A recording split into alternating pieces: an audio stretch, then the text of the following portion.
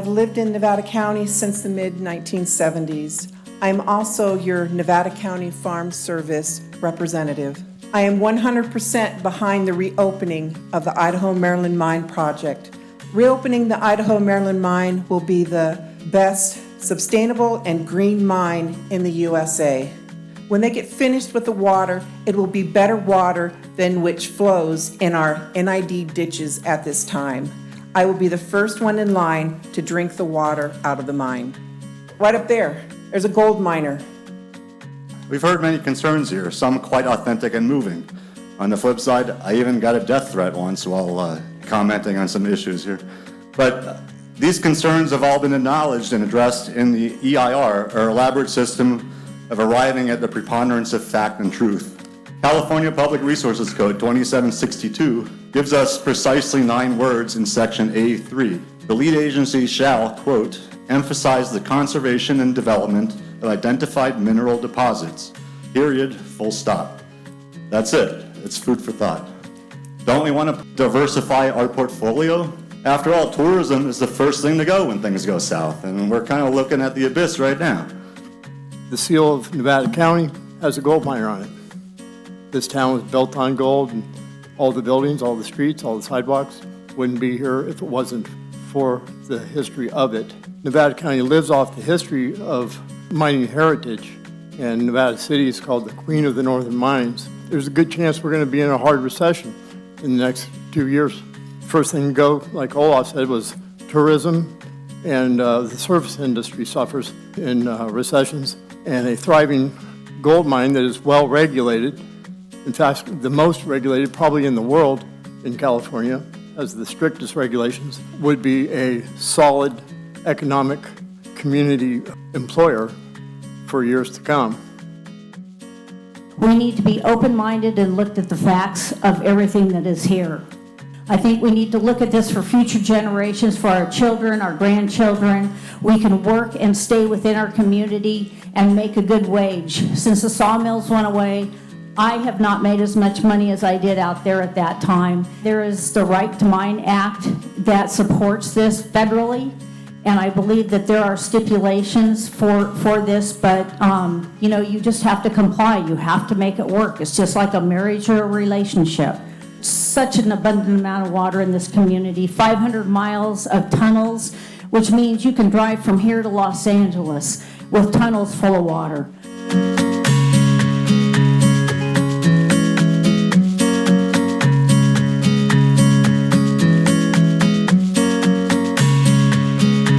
So it's part of the process to have people speak for and against it, both the Planning Commission and eventually the Board of Supervisors. But we're really confident and excited about this state-of-the-art and environmentally conscious mine that will create hundreds of new jobs for Nevada County residents.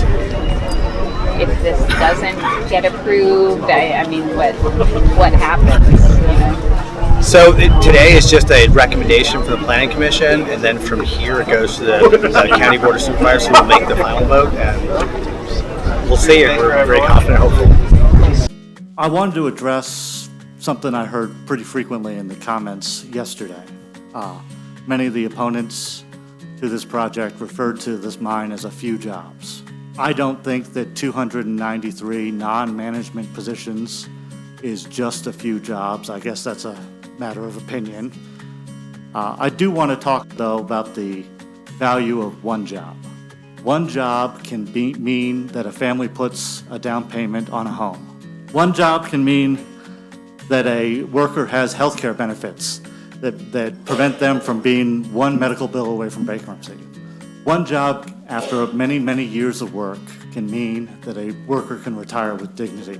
One job is a pathway for a blue-collar worker to a middle-class life. So when you think about it in those terms, 293 jobs add up to quite a lot. So many people say that there are trade-offs with having a mine and how there aren't enough workers to justify this mine being passed. But they don't know what it is to be in a union.